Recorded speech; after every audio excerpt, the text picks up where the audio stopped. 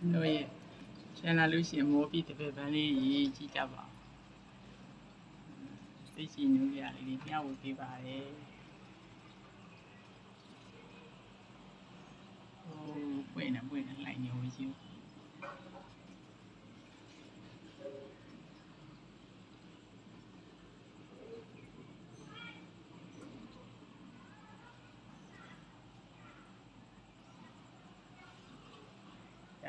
ဒါတော့နှင်းတိပန်းပင်လေးပါ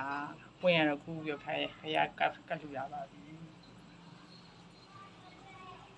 ဟိုလိုက်တာ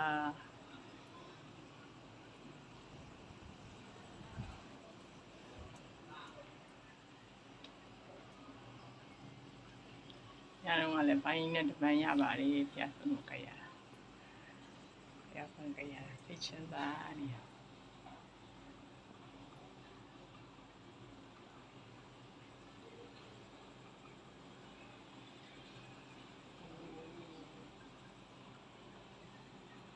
ဟိုတော့ကတော့အောက်နေပြီပင်လေးပါ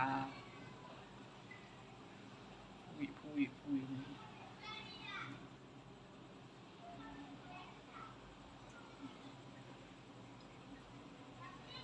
ယူတဲ့နေရာကိုထွက်ပြီးတော့ဖူးနေကြည့်ပါအောင်နားလိုက်တာ